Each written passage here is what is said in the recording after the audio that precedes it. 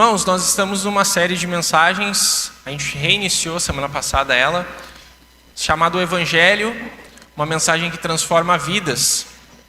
E a gente falou nessa primeira mensagem sobre isso, acerca de que o Evangelho ele não anda de mãos dadas com o mundo. E que o Evangelho, nós falamos sobre a origem do Evangelho, o conteúdo do Evangelho e também o poder do Evangelho. Nós falamos semana passada, em cima de 1 Coríntios capítulo 2, sobre isso. E hoje eu convido você a abrir a sua Bíblia, se você a trouxe ou acessá-la, em Efésios capítulo 2. Nós vamos fazer a exposição, vamos estudar nessa noite 3 versículos apenas. Efésios capítulo 2, do verso 1 ao verso 3. Efésios capítulo 2, do verso 1 ao verso 3. Diz assim a palavra de Deus: Vocês estavam mortos por causa de sua desobediência e de seus muitos pecados, nos quais costumavam viver como o resto do mundo, obedecendo ao comandante dos poderes do mundo invisível. Ele é o Espírito que opera no coração dos que se recusam a obedecer. Todos nós vivíamos desse modo, seguindo os desejos ardentes e as inclinações de nossa natureza humana. Éramos, por natureza, merecedores da ira, como os demais. Até aí. Vamos orar mais uma vez. Nosso Deus, nós te pedimos, Pai, que a Tua palavra fale ao nosso coração nessa noite. Que a gente possa sair daqui, Deus, talvez com uma decisão pelo Senhor, quem ainda não tomou, mas também com uma confirmação, uma gratidão, um louvor nos nossos lábios, por aquilo que o Senhor nos livrou. Obrigado, Senhor, pelos louvores, obrigado por cada pai que está aqui, Senhor. E eu te peço, Deus, que a Tua palavra que é viva e eficaz, fale conosco nessa noite. Essa é a minha oração, Pai, em nome de Jesus. Amém e amém. Então hoje o tema da nossa mensagem é esse, né? O Evangelho é uma mensagem de exposição. Pode passar. O Evangelho é uma mensagem de exposição. Imagina você ir em um show com a sua digníssima, vamos dizer assim, né? E você ir num show e de repente você é exposto para o mundo inteiro. Você lá está, é uma formiguinha no meio de uma multidão e você é exposto para o mundo inteiro. E a sua reação, né? Umas 2, 3 semanas atrás, a gente começou a ver no Instagram a história desse casal. Pode passar. Não sei se você viu. Tá meio borrado porque é diretamente da imagem, né? Mas esse casal, ele foi num show do Coldplay. E lá tem a Couple Cam, né? Que eles pegam os casais que estão nos shows. E pegou esse casal aí. E aí, em vez de eles terem uma reação bonita daquilo, eles se esconderam, eles ficaram com vergonha. E aí o mundo inteiro soube que, na realidade, essa mulher não era a mulher dele. Era simplesmente uma traição no casamento, né? Imagina a exposição que ele não passou, né? Até depois ele ficou falando que ele perdeu o emprego, que a família não quis mais ele, que queria culpar o Coldplay por causa disso, né? O Coldplay não tinha nada a ver com isso. Mas foi uma exposição total.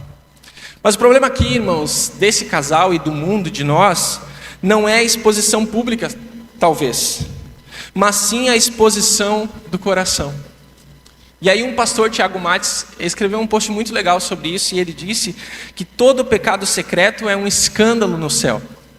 Todo pecado secreto é um escândalo no céu.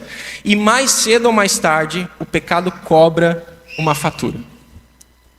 Todo o nosso pecado, ele é um escândalo no céu. Tudo que nós fazemos, e talvez as pessoas nem saibam, é um escândalo no céu. Porque Deus sabe. Deus conhece o nosso coração. Ou seja, o nosso problema é interno. E para o Evangelho produzir vida em nós, ele primeiro precisa nos expor a quem nós realmente somos. Para o Evangelho produzir vida em mim, produzir vida em você, ele primeiro precisa dizer para mim e para você quem nós somos. Olha o que Jesus diz em Marcos capítulo 7, versículo 20 a 23. Em seguida acrescentou: aquilo que vem de dentro é o que o contamina. Pois de dentro do coração da pessoa vem maus pensamentos, imoralidade sexual, roubo, homicídio, adultério, cobiça, perversidade, engano, paixões carnais, inveja, calúnias, orgulho e insensatez. Todas essas coisas desprezíveis vêm de quem? De dentro. São elas que nos contaminam. Ou seja, a gente pode passar a entender que exposições públicas do pecado não são oriundas de ações externas, mas sim oriundas de ações internas, da nossa vida. Então aquilo que nós fazemos, que nós pensamos, que muitas vezes é pecado, não nasce ali, nasce no nosso coração. O nosso coração, ele é mau, ele é perverso. E essa é a exposição que Jesus dá sobre o nosso coração. E é o que a gente mais foge da realidade hoje. Porque nós queremos dizer para as pessoas, e nós queremos classificar as pessoas como pessoas que têm um coração bom. Nossa, mas ele é tão bonzinho, o coração dele é tão amável, o coração dele é tão legal. Olha o que Jesus diz. Vem do coração. Essa é a exposição que Jesus nos dá. O cristianismo não é uma religião, e muito menos uma religião entre as tantas. Ela é a boa notícia de Deus para o mundo.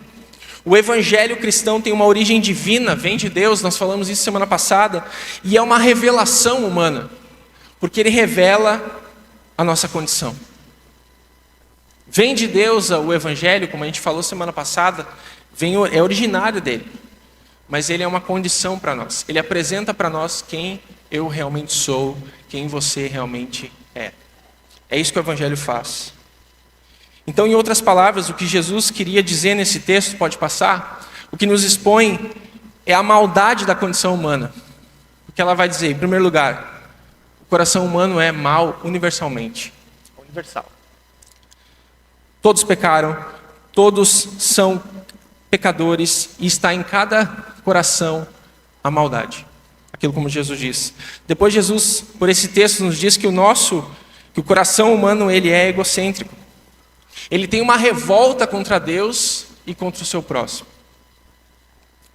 Nós pecamos contra Deus e nós pecamos contra os próximos.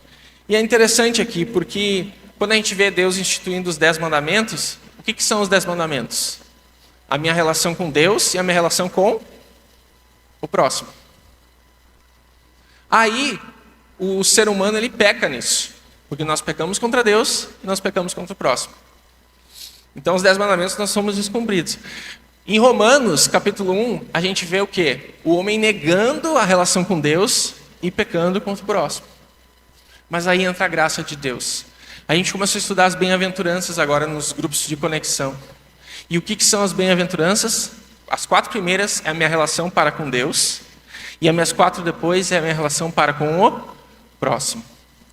Então as bem-aventuranças, elas nascem de pessoas que nasceram novamente. E elas podem agora se relacionar com Deus de uma maneira certa e uma relação com as pessoas de uma maneira certa. Então nós pecamos lá em não cumprir os 10 mandamentos. E nós somos pecadores por isso, porque nós pecamos contra Deus, nós pecamos contra as pessoas. Mas Cristo vai restaurar isso. E o reino de Deus restaura a minha relação com Deus e a minha relação com os próximos. Então, o pecado, a maldade da condição humana, ela é egocêntrica. Depois, Jesus continua dizendo, ela é interior, ela é interna. Ela emana do nosso coração, da nossa natureza decaída. É lá.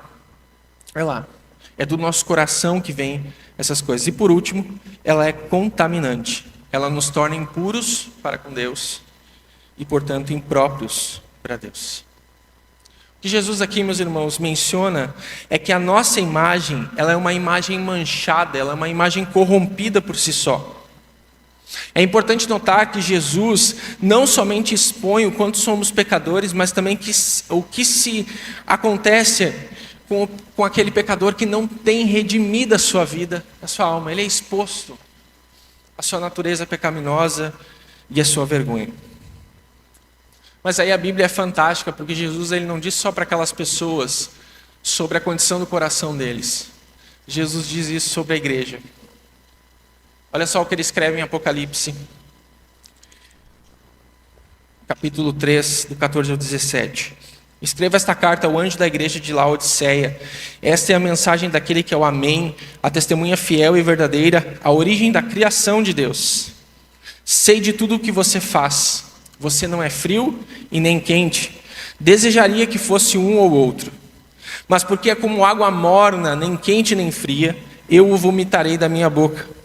Você diz, nós dizemos, sou rico e próspero, não preciso de coisa alguma, mas não percebe que é infeliz, miserável, pobre, cego, está nu. Ou seja, Jesus, que conhece o nosso coração, o nosso Deus Criador, Ele sabe tudo que a gente faz. Por isso o pecado ele é tão danoso para as nossas vidas. Porque ele nos afasta de Deus e ele nos revela totalmente quem somos. Totalmente quem somos. E é difícil a gente entender isso e encarar essa realidade. Que nós não somos tão bons assim. Que nós não somos tão perfeitamente a nossa moralidade não é totalmente boa. Mas é isso que o Evangelho precisa fazer na gente. Ele precisa mostrar quem nós somos. É assim que o Evangelho começa, meus queridos. Com péssimas notícias. Com conversas difíceis que nos tiram completamente a imparcialidade. Stanley Jones, ele diz o seguinte: pensar em civilizar os homens sem convertê-los a Cristo é coisa tão temerária como pensar em transformar lobos em cordeiros apenas por lavá-los e cobri-los com manto de lã. Não adianta. Se o Evangelho não expor quem você realmente é e quem realmente eu sou, acontece isso. É uma maquiagem. E as pessoas hoje se enganam. Elas querem ser religiosas, elas querem falar com Deus, elas querem um Deus bondoso, elas querem cantar alguns louvores, mas elas não querem serem confrontadas. Elas querem continuar nos mesmos erros, nos mesmos pecados, e elas botam a sua maquiagem de religiosidade perfeitamente, porque elas não nasceram de novo. Hall de membros da igreja não salva ninguém, a gente tem falado muito sobre isso. A gente não pode afirmar que todos os membros de uma igreja são realmente convertidos. Realmente nasceram de novo. A gente tem fé para isso. Eu já falei aqui uma vez que tinha uma irmã, quando ela ia ministrar o louvor, ela sempre dizia assim, né? Aqui todos são filhos de Deus. Né? Falou umas 2, 3 vezes isso. Aí eu chamei para conversar, falei, minha irmã, tu não sabe, não tem como afirmar isso. Né? Quem é que é filho de Deus? É quem crê em Cristo Jesus, quem nasceu de novo. Esses são filhos de Deus. Então a gente minimiza isso. Né? Mark Dever, ele escreveu uma série de livros, e eu recomendo para você que gosta de ler, sobre o que a pergunta do livro dele era o que é uma igreja saudável. E olha só o que ele diz sobre o Evangelho. O Evangelho não é o anúncio de que tudo está bem com... O que diz aí? Conosco. Nem de que Deus é amor, nem de que Jesus quer ser nosso amigo. O Evangelho não é a mensagem de que Deus tem um plano e um propósito maravilhoso para nós. O que ele quer dizer aqui é que essas coisas têm dentro do Evangelho, mas elas não são o alvo do Evangelho. O alvo do Evangelho de Jesus não é que você tenha um plano perfeito para você. O alvo do Evangelho não é que você conquista suas coisas terrenas. O alvo do Evangelho é apresentar Jesus como o único suficiente Salvador e que tem poder para nos tirar da condição humana que nós estamos. Esse é o alvo do Evangelho. E ele continua dizendo: o Evangelho é as boas novas de que Jesus morreu na cruz como um sacrifício vicário em favor dos pecadores e ressuscitou, estabelecendo o meio de sermos reconciliados com Deus. É isso. Mas a gente está numa geração que quer dizer que o Evangelho é sobre planos novos. É sobre as maravilhas de que Deus pode fazer. Que é mais maravilha que isso? De Deus dar o seu próprio Filho para morrer na cruz por você e por mim? Nós não merecendo nada. Então, voltando para o texto de Efésios, Paulo expõe no capítulo 2 a nossa posição em Cristo. E é maravilhoso isso, porque o capítulo 2 de Efésios tem isso. Paulo expõe quem nós somos em Cristo, ou a nossa situação em Cristo. Mas ele falará disso primeiro, nos dando um raio-x completo de uma pessoa longe e separada de Deus.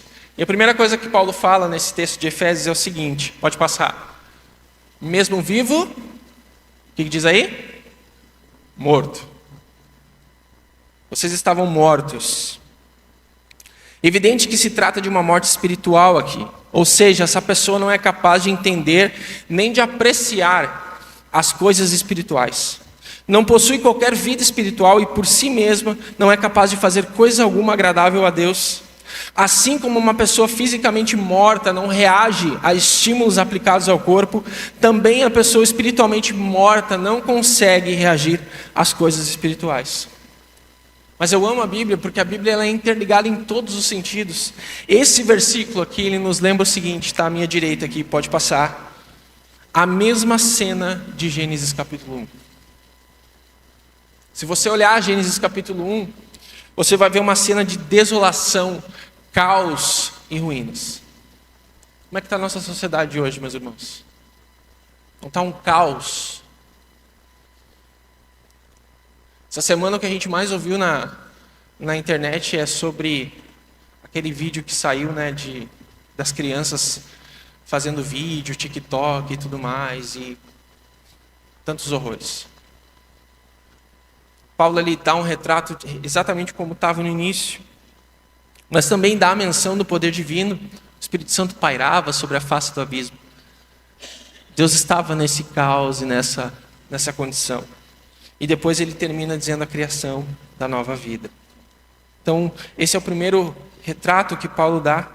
No início de Efésios 2, nós somos descritos como cadáveres espirituais no vale da morte. Só que no fim do capítulo 2, você pode ler em casa, nos encontramos assentados nos lugares celestiais e nós somos descritos como habitação de Deus pelo Espírito. Por causa dos nossos pecados, Paulo nos lembra que em relação a Deus nós estávamos sem vida. O pecado corrompeu a imagem e a semelhança que nós tínhamos no jardim. E é interessante porque a última menção que a gente tem da realidade mesmo de imagem no Antigo Testamento é no jardim. Nós somos criados à imagem e semelhança, certo? Mas quando o pecado entrou, essa imagem foi corrompida. Mas as páginas do Antigo Testamento, toda vez que você lê imagem, é sobre o quê? Ídolos. Eles adoraram imagens para si. Ídolos, idolatria. Idolatria é pecado. Então a pergunta para você é: como você se encontra espiritualmente? Qual é a sua condição hoje? Se você morresse hoje, você acordaria onde? No céu ou no inferno? Essa é a primeira pergunta que nós temos. Paulo continua dizendo, segundo lugar, mesmo vivo, endividado. Paulo nos deixa claro aqui que a nossa condição de mortos é por conta da nossa desobediência e dos nossos muitos pecados. Essa morte espiritual é causada pelos delitos e pecados. O salário do pecado é a morte. Na Bíblia, a morte significa essencialmente separação. Pode passar. Morte na Bíblia significa essencialmente separação. Separação de Deus eternamente. Não é só apenas termos físicos, como o espírito separado do corpo, mas também em termos espirituais, como o espírito separado de Deus. E esse horror de ser separado de Deus, Jesus experimentou na cruz. Quando Jesus grita, meu Deus, por que me abandonastes? Ali Jesus experimentou o horror, que é uma alma separada de Deus. E a gente brinca com isso. Você vai falando, vai pregando o evangelho para várias pessoas. Não, pastor, eu tô novo ainda, eu tenho muita coisa para viver. Não, essa é uma decisão, eu já ouvi, essa é uma decisão para leito de morte, pastor. Lá eu vou conversar com Jesus. Mas quem garante que vai dar tempo? Essa é uma decisão importante aqui. Nós temos essa dívida eterna. O incrédulo, ele não está enfermo, mas ele está morto. Ele não precisa ser reanimado, ele precisa ser ressuscitado. Todos os pecadores estão mortos e a única diferença entre um pecador e outro é o seu estado. Além disso, Paulo, nesse versículo 2 e 3, ele continua nivelando a todos nós. O versículo 2 diz: nos quais costumavam viver como o resto do mundo, obedecendo ao comandante dos poderes do mundo invisível. Ele é o Espírito que opera no coração dos que se recusam a obedecer. O que Paulo está dizendo para nós aqui, meus irmãos, é que todos nós aqui dessa igreja, todas as pessoas que nos visitam, que nos acompanham, elas são carecedores da graça de Deus. E elas se encontram em pé de igualdade. Às vezes a gente olha e começa a pegar pessoas e dizer: essas pessoas são carecedores da graça. O homossexual é carecedor da graça, ele precisa da graça. Mas nós não falamos isso para quem adultera, nós não falamos isso para quem mente, nós não falamos isso para vários outros tipos. A gente tem essa noção de pegar em alguns pecados no pé das pessoas. Não pode isso, não pode beber, não pode fumar, não pode fazer um monte de coisa. Mas falar mal dos outros, mas mentir para os outros, atrair a esposa e o marido, isso não ofende a gente. O pecado ofende a Deus, tem que ofender a Deus. E a gente fica nisso. E é só para lembrar os irmãos, e lembrar a mim também, que o que destrói uma igreja é partidarismo. Você lê 1 Coríntios capítulo 1, você vai ter uma ideia lá. Não é quem bebe demais ou come demais, é quem fala demais. É quem faz partido demais. Isso sim, e isso desagrada ao Senhor também. Todos nós somos carecedores da graça. Até aquela pessoa que tem um belo exemplo de moralidade, ela precisa tanto quanto o outro. Paulo agora nos lembra então o porquê de sermos esses vivos, porém mortos ou endividados. Em terceiro lugar, ele diz por que disso? Porque nós acordamos em um berço de desobediência. A parte B do capítulo 1 diz: por causa de sua desobediência e de seus muitos pecados, nos quais costumavam viver como o resto do mundo, obedecendo ao comandante dos poderes do mundo invisível. E algumas frases aqui desses dois versículos, eu queria deixar para você. Pode passar à esquerda aqui. Por causa de, vocês costumavam viver nesse sentido, e vocês obedeciam a Satanás. Esse é o nosso berço de desobediência. É nesse berço que nasce toda a pessoa. O berço de desobediência. O mundo quer colocar todos nós no mesmo molde. É um molde de engano, imoralidade, profanação, egoísmo, violência e rebelião. Em resumo, é um molde de total depravação. Todos nós nascemos nesse berço, figuramente falando, e fomos embalados por um falso pai, coberto de mentira. Um dos principais instrumentos de Satanás, meus irmãos, para levar as pessoas a desobedecer a Deus é a mentira. Você já vê em Gênesis isso. É um dos principais instrumentos. Satanás é mentiroso, e foi a sua mentira no início da história do mundo. O que ele vai dizer lá para Adão e Eva, né? Podem comer porque é certo que vocês não vão morrer. Confia. Já viu aquele meme do confia lá? Confia, confia. Confia. Deus é bom. Deus vai criar vocês para vocês morrerem por uma desobediência. Confia. E é por uma mentira que as coisas estão nesse pé. As multidões incrédulas que vivem dentro do sistema do mundo hoje em dia desobedecem a Deus porque creem nas mentiras de Satanás. E aí a gente tem uma lição aqui, pode passar, que quando uma pessoa crê numa mentira e a coloca em prática, torna-se filha da desobediência. Ela torna-se filha da desobediência. Então essa é a primeira que Paulo nos diz de nossa condição de morto. É porque nós acordamos em um berço de desobediência. E por fim, Paulo agora nos diz mais uma realidade dura da gente entender. Por que a gente faz isso? Em quarto lugar, por nossa própria inclinação. E o versículo 13 diz assim: todos nós vivíamos desse modo, seguindo os desejos ardentes e as inclinações de nossa natureza humana. Éramos, por natureza, merecedores da ira, como os demais. Pela nossa própria inclinação, pela nossa própria vontade, é que nós fazemos isso. Ninguém de nós aqui, irmãos, peca por descuido. Né? Ninguém de nós peca por descuido. A gente peca porque a gente quer pecar mesmo. Você não diz aquilo que você quer dizer para uma pessoa se você não pensou naquilo. Você não faz o que você faz porque você foi induzido. Foi você que fez. A traição no casamento, ela não começa na ação, ela começa onde? Na mente. E ela só é o final ali.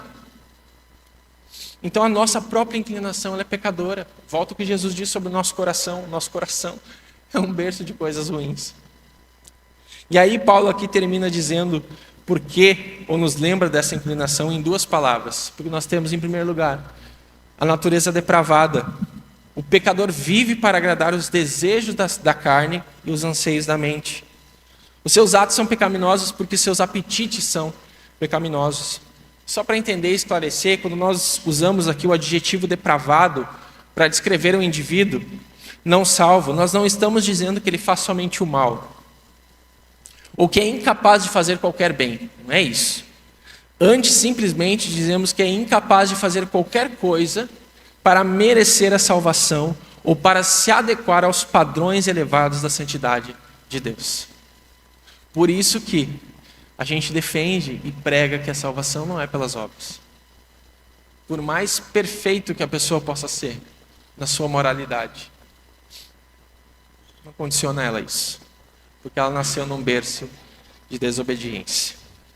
E, por último, ela está condenada. Por sua natureza, filhos da ira. Por suas obras, filhos da desobediência. O não salvo já está condenado. João, capítulo 3, versículo 18, diz isso. A sentença foi declarada, mas Deus, em sua misericórdia, está adiando a execução dessa sentença. Hoje ainda, irmãos, é tempo de você tomar uma decisão. Enquanto o louvor sobe, eu queria ilustrar isso para você de uma maneira mais clara e didática. Existem somente dois lugares onde Deus lida com o nosso pecado. Um deles é o inferno e o outro a cruz. A minha pergunta para você nessa noite é essa: onde o problema do seu pecado será resolvido? Na cruz, onde existe perdão, onde existe redenção, onde existe liberdade, ou no pecado, ou no inferno, onde seu pecado receberá eternamente o juízo e a ira de Deus. Aonde vai ser a sua decisão nessa noite? Talvez você já tomou uma decisão por Jesus, e amém por isso, glória a Deus por isso. Você é um filho de Deus, mas há pessoas que não tomaram ainda. Há pessoas no seu trabalho que estão vivendo, mortas espiritualmente. Elas só sobrevivem, elas vivem a vida delas. Mas você sabe o que vai acontecer quando ela fechar os olhos para cá. Não, meus irmãos, ela não vai virar uma estrelinha. Ela não vai descansar. Se ela morrer sem Jesus, ela vai viver eternamente no inferno. Agora, se ela disse sim para Jesus, ela vai viver eternamente no céu, com Cristo Jesus. Longe de todo o problema que o pecado trouxe. Com aquela restauração da relação com Deus e a relação com os próximos. Nas bem-aventuranças, nos felizes. Então essa é a pergunta que eu deixo para a igreja, eu deixo para você que nos visita nessa